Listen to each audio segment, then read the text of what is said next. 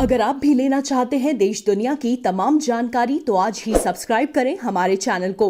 साथ ही नीचे दिए बेल आइकन को जरूर दबाएं ताकि हर अपडेट आप तक पहुंच सके। नमस्कार, प्रवासी न्यूज नेटवर्क के खास कार्यक्रम के बनाबे सुन और बांग्ला में आप सभी का स्वागत है। आज के कार्यक्रम में बात करेंगे कूच बिहार में हुई चुनावी हिंसा की और उस हिंसा पर हो रही राजनीति की। कूच बिहार को पहले ही काफी संवेदनशील माना जा रहा था क्योंकि चुनाव प्रचार के दौरान भी यहां हिंसा की कई घटनाएं सामने आई थी। इसलिए केंद्रीय बलों की सबसे अधिक यानी 187 टुकड़ियों की तैनाती कूच बिहार में की गई थी। कूच बिहार में जो कुछ हुआ उसने राज्य की कानून व्यवस्था की कमियों को एक बार फिर उजागर किया है। जो उपद्रवी केंद्रीय सुरक्षा बलों की राइफलें छीनने की हिम्मत कर सकते हैं, जरा अंदाजा लगाइए कि यदि केंद्रीय बलों की तैनाती नहीं होती तब क्या निष्पक्ष चुनाव हो पाते या मतदाता बिना किसी भय के मतदान कर पाते।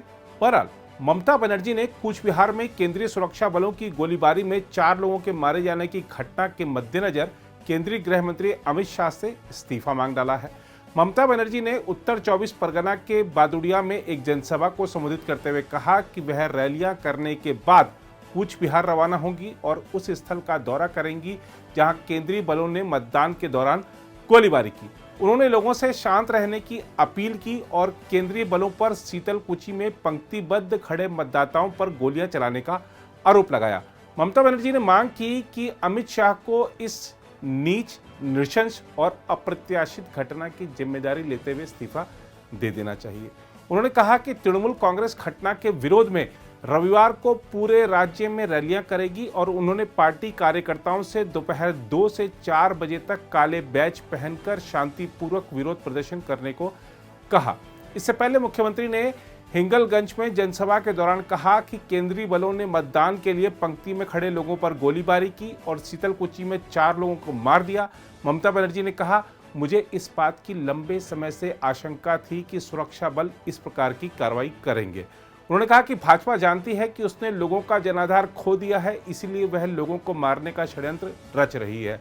उन्होंने आरोप लगाया कि यह अमित शाह की रची साजिश का हिस्सा था। ममता बनर्जी ने कहा, बहरहाल मैं सभी से शांत रहने और शांतिपूर्ण तरीके से मतदान करने की अपील करूंगी, उन्हें हराकर मौत का बदला लें।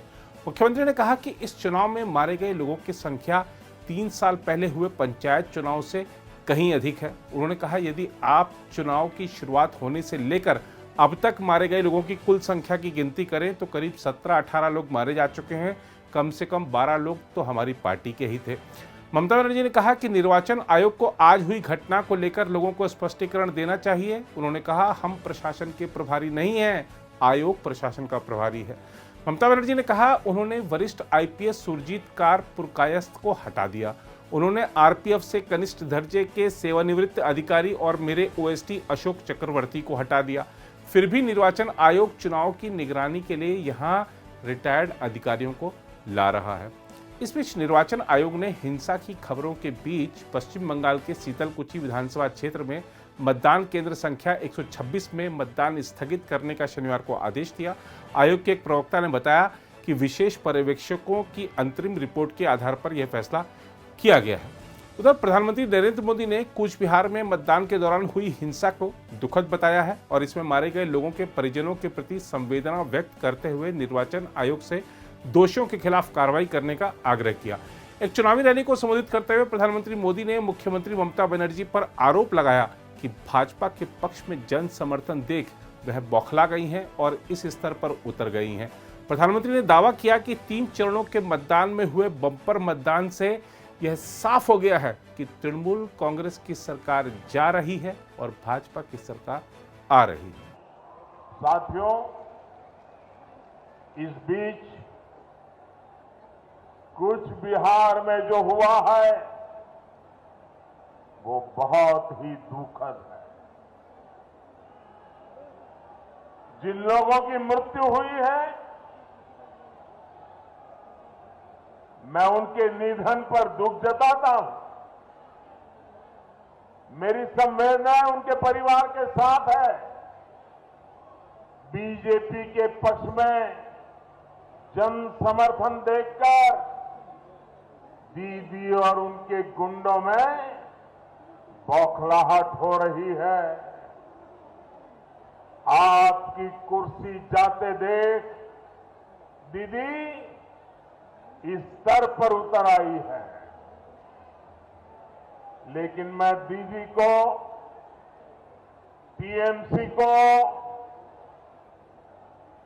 उनके गुंडों को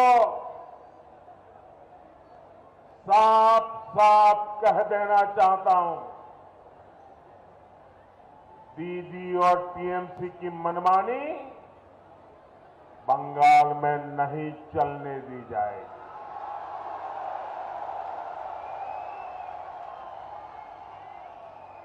मेरा चुनाव आयोग से आग्रह है कि कूच बिहार में जो हुआ उसके बंगाल में दशकों से जिस तरह का राजनीतिक वातावरण बना दिया गया है वो बदलने का समय आ गया है।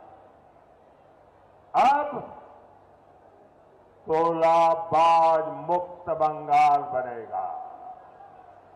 अब सिंडिकेट मुक्त बंगाल बनेगा। अब कटमनी मुक्त बंगाल बनेगा।